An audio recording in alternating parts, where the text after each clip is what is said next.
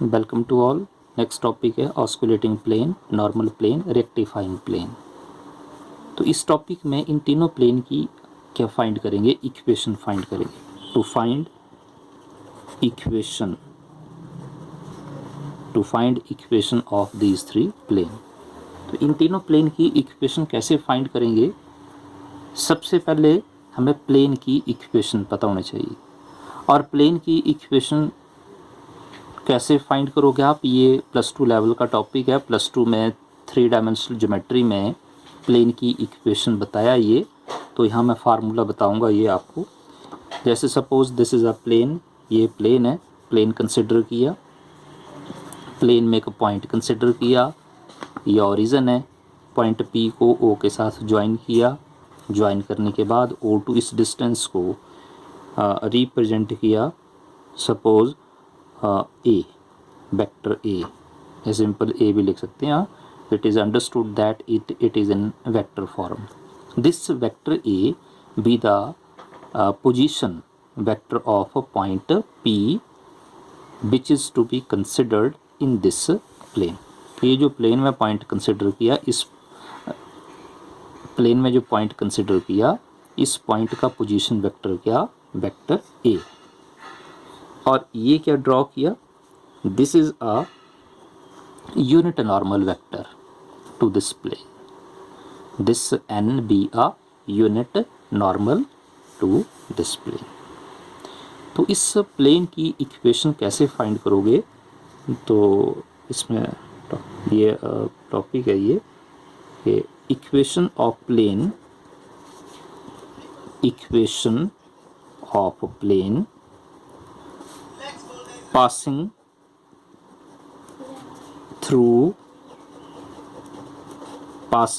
a given point, passing through a given point। ये कौन से गिवन पॉइंट की बात कर रहा है, ये जो पॉइंट प्लेन में जो पॉइंट है P, ये इस पॉइंट की बात कर रहा है, ये गिवन पॉइंट है, ये passing through a given point P having position vector A। इस पॉइंट P का पोजीशन वेक्टर क्या कंसिडर किया, A, या इसे आप सिंपल ए भी लिख सकते हैं, वेक्टर ए की जगह आप ए भी लिख सकते हैं। And perpendicular, normal means perpendicular, and perpendicular to N. Unit normal vector को किससे डिनोट किया, एन से डिनोट किया। तो प्लेन की इक्वेशन कैसे फाइंड करोगे, तो यहाँ बताया कि equation of plane passing through this point and perpendicular to this unit normal vector. तो प्लेन की इक्वेशन का फार्मूला क्या होता है, vector R minus vector A dot N is equal to 0। ये +2 में बताया गया फार्मूला। ये प्लेन की इक्वेशन फाइंड करनी हो तो कैसे फाइंड करोगे, if plane passing through this given point and perpendicular to unit normal vector, then in this case equation of plane is this। तो ये फार्मूला है ये, इससे आप सिंपल फॉर्म में भी लिख सकते हैं, सीधा वेक्टर अप्लाई नहीं करना हो तो सीधा लिख सकते हैं r minus A dot n is 0। ये जो सबसे पहले r लिखा, तो r आपको पता, ये r क्या, this is a position vector. तो ये जो सबसे पहले लिखा है वेक्टर आर या आर लिखा, ये जो पोजीशन वेक्टर है ये किस पॉइंट का, ये पोजीशन वेक्टर है जर्नल पॉइंट का। और ये जो आगे ए लिखा है, ये ए पोजीशन वेक्टर है किस पॉइंट का, ये गिवन पॉइंट का, ये प्लेन में पॉइंट आपको दिया होगा। और एन तो आपको बता दिया, एन क्या है ये, this is a unit normal vector to this plane. This is the vector form of equation of plane। अगर इस इक्वेशन ऑफ प्लेन को कार्टेशियन फॉर्म में चेंज करना हो या फाइंड करना हो तो कैसे फाइंड करोगे आप, तो ये सिंपल है, पता होना चाहिए, वैसे तो पढ़ा हुआ है ये। जैसे सबसे पहले बताया कि क्या लिखा है, आर लिखा है, तो आर को क्या बोलते हैं, पोजीशन वेक्टर बोलते हैं। और पोजीशन वेक्टर किस पॉइंट का बताया, जर्नल पॉइंट का। और इस पोजीशन वेक्टर को कर्व भी बोलते हैं। In 3D this R represents a curve. और इस कर्व को कैसे रिप्रेजेंट करते थे हम लोग, कैसे डिफाइन करते थे, तो ये आपको बताया गया। ये X I plus Y J plus Z K, in which X Y Z are components of R. और ये जो ए है, ये ए पोजीशन वेक्टर है किस पॉइंट का, पी पॉइंट का। तो पी पॉइंट का कोऑर्डिनेट कंसिडर किया मैंने x1, ये x1 है, x1 by 1, x1 comma by 1 comma z1। x by Z किसका कंपोनेंट है, ये r के कंपोनेंट है। और r जो पोजीशन वेक्टर किसका, ये जर्नल पॉइंट का है। ये तो कोई जर्नल पॉइंट, जैसे प्लेन में कोई जर्नल पॉइंट कंसिडर किया, उस पॉइंट का पोजीशन वेक्टर को स्मॉल r से डिनोट किया। और ये जो आगे वेक्टर लिखा है, ये पोजीशन वेक्टर है पॉइंट p का, this is a given point. तो इस पॉइंट का कोऑर्डिनेट मैंने कंसिडर किया x1 comma by 1 comma z1। तो आप वेक्टर ए की वैल्यू फाइंड कर सकते हैं। और कैसे फाइंड करोगे, तो ये तो सिंपल है। ये फर्स्ट पॉइंट से फर्स्ट पॉइंट माइनस करना, सेकंड पॉइंट से सेकंड, थर्ड पॉइंट से थर्ड, तो फाइंड कर सकते हैं। तो ये लिखा मैंने vector A means O P, तो क्या आएगा x1i plus Y 1j plus z1k। आप सिंपल जैसे बताया कि अगर वेक्टर फॉर्म में लिखना, अगर डायरेक्ट लिखना, तो आप जैसे यहाँ बताया तो आप लिख सकते हैं ये। और ये तो दो वेक्टर हो गए। और थर्ड क्या, यूनिट नॉर्मल वेक्टर। तो इस यूनिट नॉर्मल वेक्टर के भी आप कंपोनेंट कंसिडर कर सकते हैं। तो ये कंसिडर किया unit normal vector A I plus B J plus Z K, in which A comma B comma Z are component of this unit vector. Value apply करेंगे इस फार्मूले में, तो क्या आएगा, फार्मूला क्या, because R minus A dot N is 0। तो R लिखा यहाँ पर X I plus Y J plus Z K minus vector A की वैल्यू है x1i plus Y 1j plus z1k। Value apply करने के बाद आगे लिखा है डॉट, और यूनिट वेक्टर की वैल्यू क्या कंसिडर की, A I plus B J plus Z K is equal to 0। इसे सॉल्व करेंगे, सेम टाइप टर्म आई के साथ आई वाला टर्म सॉल्व करेंगे, जे के साथ जे वाला टर्म सॉल्व करेंगे, और के के साथ के वाला टर्म सॉल्व करेंगे। तो क्या आएगा, x माइनस से मल्टीप्लाई किया, सॉल्व कर रहे हैं इसे। After solving we get x minus x1 into I plus Y minus Y 1 into J common आएगा, और थर्ड टर्म में के कॉमन आएगा, z minus z1 into K dot A I plus B J plus Z K is equal to 0। Next step में क्या find करोगे, dot product. और dot product find करेंगे तो क्या आएगा, I dot I 1 X minus X 1 into A, या A into X minus X 1, J dot J 1 multiply किया B into Y minus Y 1 plus K dot K 1 not Z C के।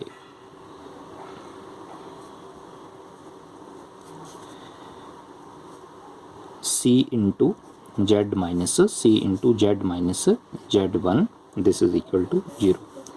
हाँ, this equation is called equation of plane in Cartesian form. ये क्या फाइंड किया, ये this is equation of an equation of plane in Cartesian form.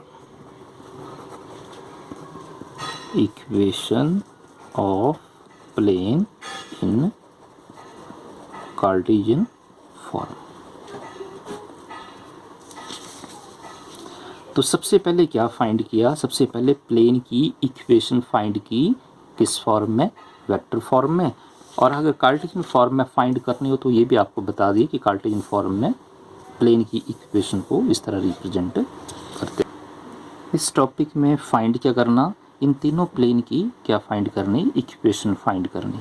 तो equation find करने से पहले हमें इन तीनों प्लेन को डिफाइन करना पड़ेगा। सबसे पहले हम इन तीनों प्लेन को क्या करेंगे, डिफाइन करेंगे। इन तीनों प्लेन का मीनिंग क्या, अगर इन तीनों प्लेन का पता तो इन तीनों प्लेन की इक्वेशन फाइंड की जा सकती है। तो ये तीनों प्लेन आप कैसे डिफाइन करोगे,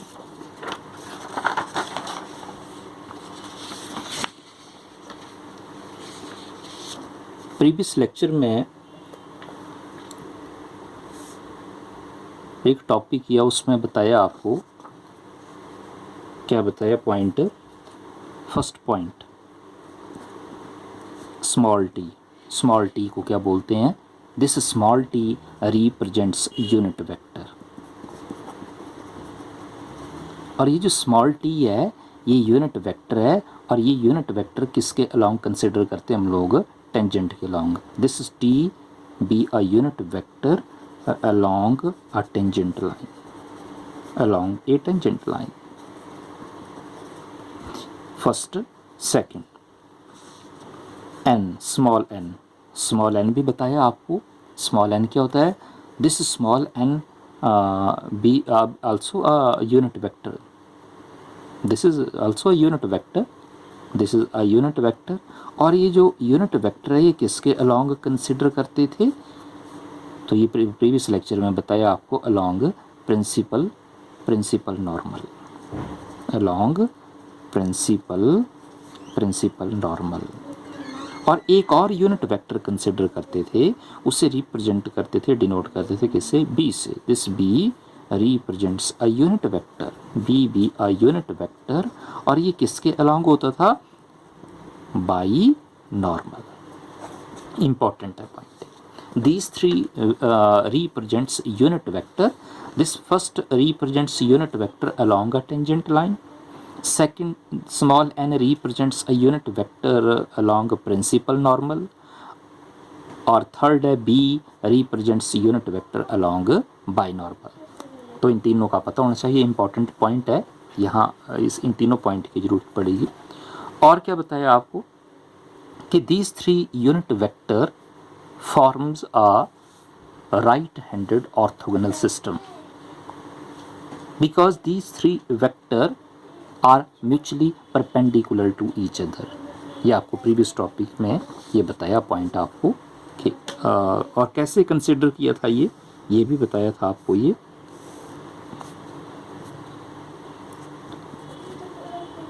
तो इसे ऐसे अंडरस्टैंड किया जा सकता है, पहले भी बताया, सपोज ये टेंजेंट है, सपोज एक्स एक्सिस बताया, जैसे ये एक्स एक्सिस है तो एक्स एक्सिस के अलोंग यूनिट वेक्टर क्या कंसिडर करते हैं, पहले बताया आपको, आई कंसिडर करते हैं। सपोज अगर ये बाई एक्सिस है तो बाई एक्सिस के अलोंग यूनिट वेक्टर को किससे रिप्रेजेंट करते हैं, जे से रिप्रेजेंट करते हैं। अगर आप जेड एक्सिस की बात करेंगे तो जेड एक्सिस के अलोंग यूनिट वेक्टर को के से डिनोट करते हैं। और यहाँ क्या बताया था आपको, टी एन बी। तो ये जो टी है ये यूनिट वेक्टर किसके अलोंग है, टेंजेंट, तो ये टेंजेंट है सपोज। और ये n है, ये यूनिट वेक्टर किसके अलोंग है, principal normal, suppose this is principal normal.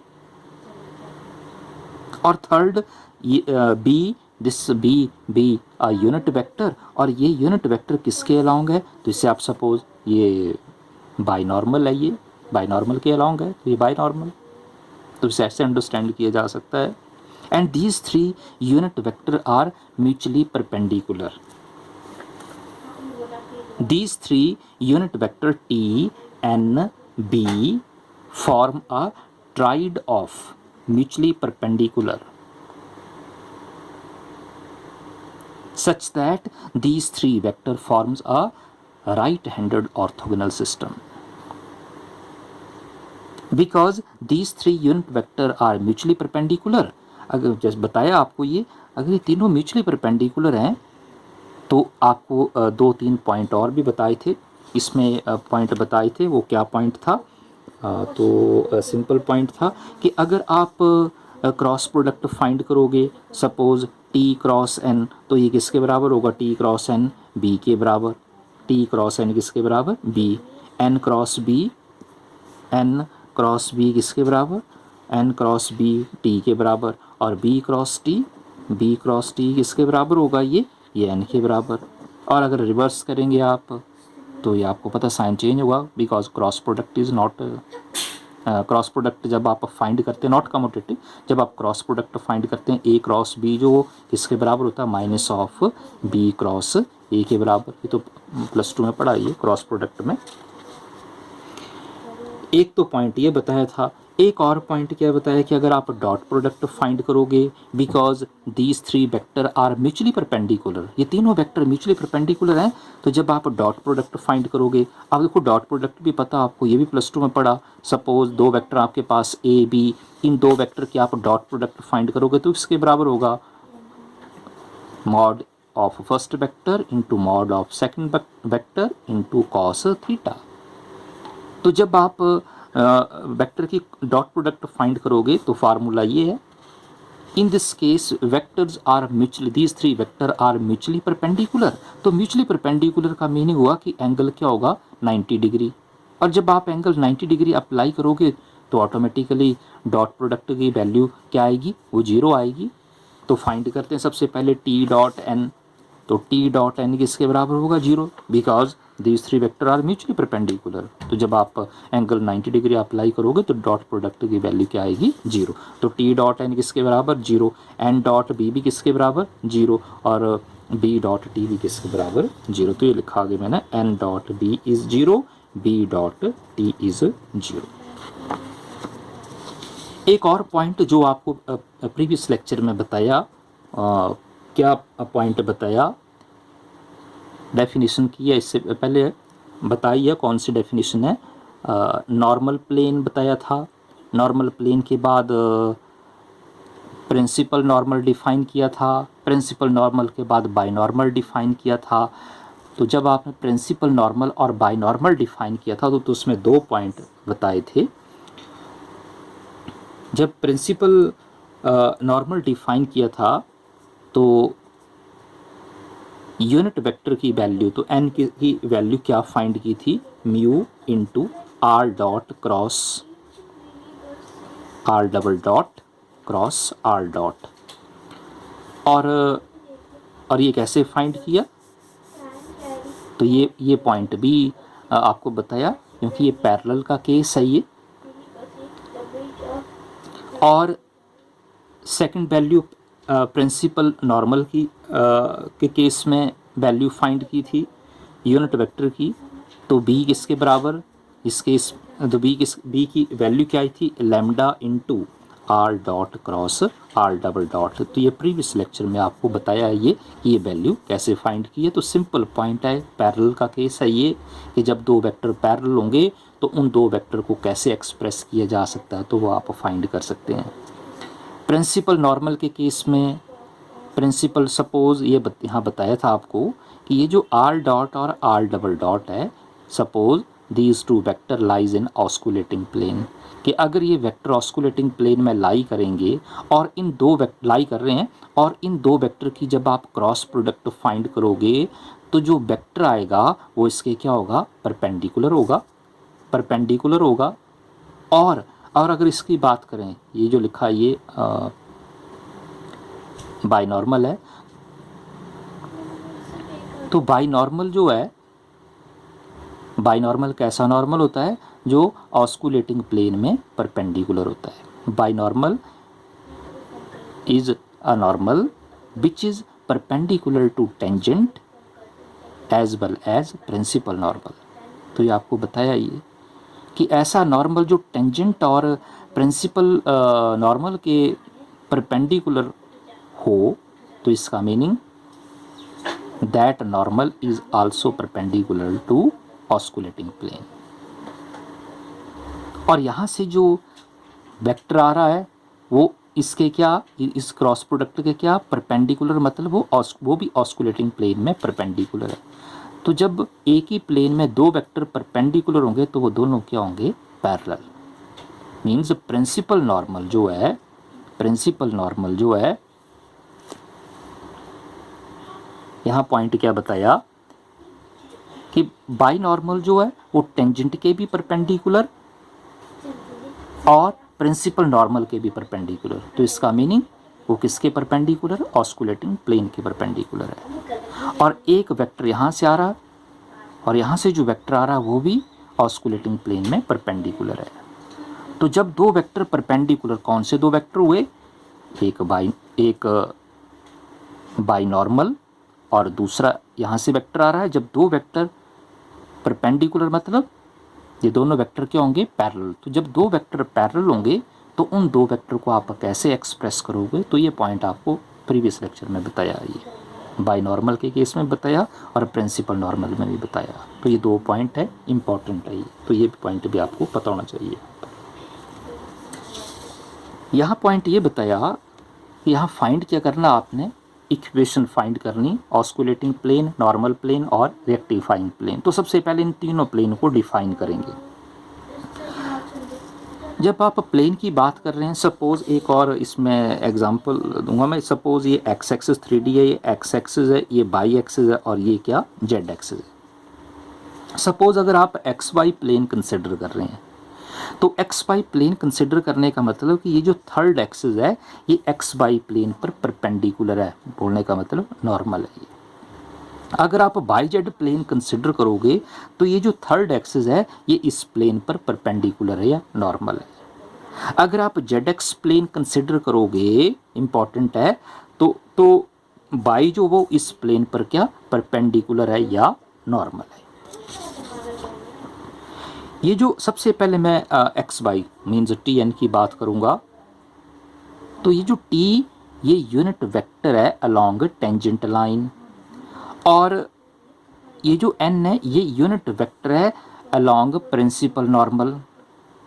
और ये दोनों टेंजेंट लाइन और प्रिंसिपल नॉर्मल ये दोनों कहाँ लाई करते हैं, ऑस्कुलेटिंग प्लेन में लाई करते हैं। ये आपको प्रीवियस लेक्चर में बताया। ये टेंजेंट लाइन भी और प्रिंसिपल नॉर्मल की डेफिनेशन क्या, कि प्रिंसिपल नॉर्मल कैसा नॉर्मल होता है, कि ऐसी लाइन जो पॉइंट से पास हो, किस पॉइंट से, कर्व के ऊपर एक पॉइंट कंसिडर किया, उस पॉइंट से पास करे, और टेंजेंट के ऊपर क्या हो, परपेंडिकुलर हो, और साथ ही और क्या पॉइंट बताया, वो सेम लाइन जो वो कहाँ लाई करेगी, ऑस्कुलेटिंग प्लेन में। तो इसका मतलब तो ये तो आपको बताया कि टेंजेंट और प्रिंसिपल नॉर्मल जो वो कहाँ लाई करते हैं, ऑस्कुलेटिंग प्लेन में लाई करते हैं,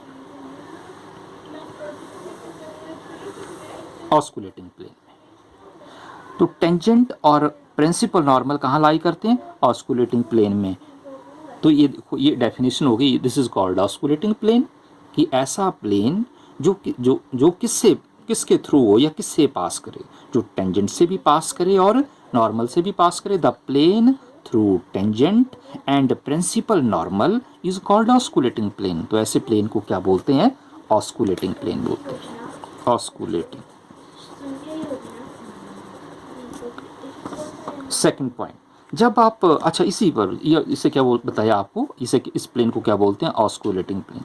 तो जब आप ऑस्कुलेटिंग प्लेन की बात करेंगे, क्या बताया कि ऑस्कुलेटिंग प्लेन जो वो किसके थ्रू है, along this tangent and principal normal. तो जब आप टी और एन कंसिडर करोगे, बता दिया आपको इसे ऑस्कुलेटिंग बोलते हैं। तो एक एक्सिस तो और एक यूनिट वेक्टर और, तो ये यूनिट वेक्टर जो वो इस प्लेन पर, इस ऑस्कुलेटिंग प्लेन पर क्या होगा, परपेंडिकुलर नॉर्मल है ये। सेकंड पॉइंट, जब आप एन और बी की बात करेंगे, सपोज एन और बी की बात कर रहे हैं कि सपोज कोई प्लेन है जो एन और बी से पास होगा। एन मीन्स प्रिंसिपल नॉर्मल और बी मीन्स बाई नॉर्मल। तो ऐसा प्लेन जो प्रिंसिपल नॉर्मल और बाई नॉर्मल से पास हो उसे क्या बोलते हैं, उसे बोलते हैं नॉर्मल प्लेन। इंपॉर्टेंट, उस प्लेन को क्या बोलते हैं, नॉर्मल प्लेन बोलते हैं। तो नॉर्मल प्लेन की जब आप बात करेंगे तो थर्ड यूनिट वेक्टर है टी। तो ये जो यूनिट वेक्टर है या ये जो एक्सिस है ये इस प्लेन पर क्या परपेंडिकुलर है, नॉर्मल है। इंपॉर्टेंट पॉइंट है ये, अप्लाई करेंगे। और थर्ड, जो थर्ड प्लेन आएगा वो किसके थ्रू होगा, बी और टी के थ्रू होगा, कि ऐसा प्लेन जो किससे पास हो रहा है या किसके थ्रू है, बाई नॉर्मल और टेंजेंट। तो ऐसे प्लेन को क्या बोलते हैं हम लोग, रेक्टिफाइंग प्लेन, रेक्टिफाइंग प्लेन। तो जब आप रेक्टिफाइंग प्लेन की बात करेंगे तो थर्ड एक्सिस क्या इसमें, थर्ड यूनिट वेक्टर क्या n, तो ये जो n है ये इस प्लेन पर क्या परपेंडिकुलर है, या क्या बोल सकते हैं आप इसे, नॉर्मल है। तो ये जो 3 पॉइंट आपको बताए 1 बाई 1, सबसे पहले ऑस्कुलेटिंग प्लेन की बात की, तो जब आप ऑस्कुलेटिंग प्लेन की बात करेंगे तो b ये यूनिट वेक्टर जो वो इस प्लेन पर परपेंडिकुलर। जब आप नॉर्मल प्लेन की बात करेंगे तो t इस प्लेन पर परपेंडिकुलर मीन्स नॉर्मल। और जब आप रेक्टिफाइंग प्लेन की बात करेंगे तो n जो वो इस प्लेन पर परपेंडिकुलर नॉर्मल है। लेकिन सबसे पहले आपको क्या पता होना चाहिए, सबसे पहले आपको इन तीनों प्लेन का पता होना चाहिए कि ऑस्कुलेटिंग प्लेन को डिफाइन कैसे करना है, ये प्लेन किससे पास हो रहा है, किसके थ्रू है। सिमिलरली नॉर्मल प्लेन और रेक्टिफाइंग, अगर आपको इन तीनों प्लेन का पता, तो नेक्स्ट स्टेप में आपको जैसे बताया भी पहले कि आप इन तीनों प्लेन की इक्वेशन फाइंड कर सकते हैं। तो ये मैं डेफिनेशन लिख रहा हूँ। सबसे पहले ऑस्कुलेटिंग प्लेन, वैसे पॉइंट आपको बता दिया ऊपर, ऑस्कुलेटिंग प्लेन। तो ऑस्कुलेटिंग प्लेन क्या बताया, ऑस्कुलेटिंग प्लेन कैसा plane, the plane through tangent and principal normal. तो ये लिख दिया, the plane through tangent and principal normal, principal normal. The plane through tangent and principal normal is called osculating plane. Osculating plane. The plane through tangent. Tangent के along unit vector क्या होता है ये आपको पता, t, और principal normal के along unit vector को n से डिनोट करते हैं। अब नेक्स्ट स्टेप में आप इस प्लेन की क्या फाइंड करोगे, इक्वेशन फाइंड करोगे। तो इक्वेशन कैसे फाइंड करनी है, तो सिंपल है, फार्मूला आपको बता दिया। वेक्टर फॉर्म में प्लेन की इक्वेशन फाइंड की थी, r minus A dot n is 0 means dot product of two vector is 0। This is the vector form of equation of plane. तो यहाँ क्या पॉइंट बताया था कि ये जो सबसे पहले लिखा है, ये क्या लिखा है, this is a curve means position vector. और ये जो पोजीशन वेक्टर है ये किस पॉइंट का होता है, जर्नल पॉइंट, जर्नल पॉइंट। और ये जो आगे ए लिखा है ये पोजीशन वेक्टर किस पॉइंट का होता है, गिवन पॉइंट। और ये आगे क्या लिखा है डॉट के बाद, ये क्या, N, N means unit normal vector, unit, this N is called unit normal vector to plane। तो सिंपल है। अब यहाँ जो आप ऑस्कुलेटिंग प्लेन की इक्वेशन फाइंड करोगे मींस परपेंडिकुलर, आप ऐसे बोल सकते हैं दिस, ये जो n है ये परपेंडिकुलर है, परपेंडिकुलर मींस नॉर्मल। तो जब आप ऑस्कुलेटिंग प्लेन की इक्वेशन लिखोगे तो सबसे पहले जो r लिखा है, r बताया आपको, स्मॉल r यहाँ जो बताया ये जर्नल पॉइंट का पोजीशन वेक्टर है। लेकिन जब आप यहाँ इक्वेशन लिखोगे तो मैं इस स्मॉल r को कैपिटल R से डिनोट करूँगा, जर्नल पॉइंट के पोजीशन वेक्टर को मैं कैपिटल R से रिप्रेजेंट करूँगा, और गिवन पॉइंट के पोजीशन वेक्टर यहाँ A से रिप्रेजेंट किया, और यहाँ मैं स्मॉल r से रिप्रेजेंट करूँगा। ऑस्कुलेटिंग प्लेन जो वो किसके through, the plane through tangent and principal normal. तो इस प्लेन पर परपेंडिकुलर क्या, कौन सा यूनिट वेक्टर, b, ये इस प्लेन पर क्या परपेंडिकुलर है, कौन सा यूनिट वेक्टर, b। तो ऑस्कुलेटिंग प्लेन की इक्वेशन क्या होगी, कैपिटल R, स्मॉल r की जगह कैपिटल R कंसिडर किया, a की जगह स्मॉल r कंसिडर किया, और ये जो n है ये n क्या था, परपेंडिकुलर नॉर्मल। तो इस प्लेन पर नॉर्मल कौन सा वेक्टर है, यूनिट वेक्टर b। तो यहाँ क्या लिखोगे आप, dot b is equal to 0, and this is the equation of osculating plane. तो सिमिलरली आगे आप 1 बाई 1 नेक्स्ट डिफाइन कर सकते हैं, नेक्स्ट प्लेन। और नेक्स्ट प्लेन कौन सा है, नॉर्मल प्लेन, नॉर्मल प्लेन।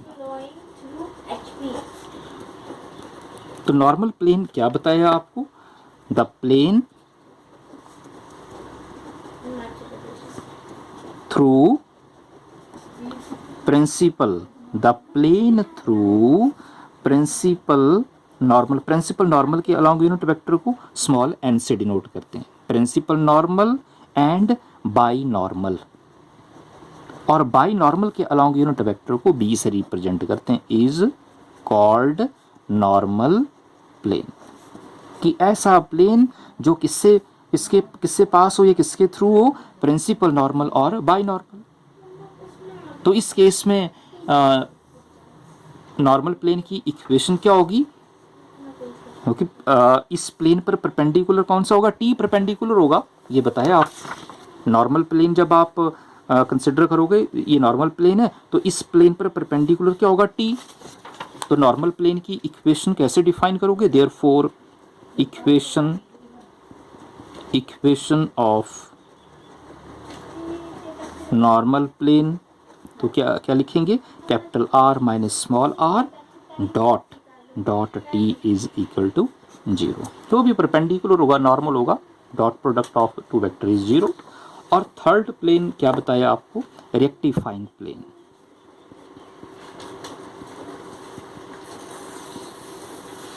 और रेक्टिफाइंग प्लेन कैसा प्लेन, जो किससे पास हो रहा है, किसके थ्रू होगा, बाई नॉर्मल और second tangent. The plane through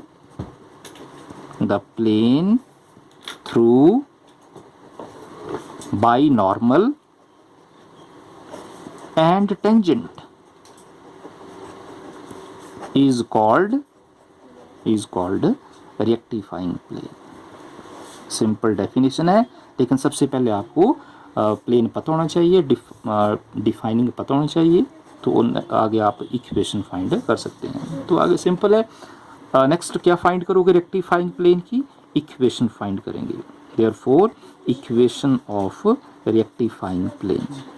तो रेक्टिफाइंग प्लेन की इक्वेशन क्या होगी, तो यहाँ से ये रेक्टिफाइंग प्लेन है, the plane through binormal and tangent, और इस प्लेन पर परपेंडिकुलर या नॉर्मल क्या एन है, तो क्या लिखेंगे, dot N is equal to 0।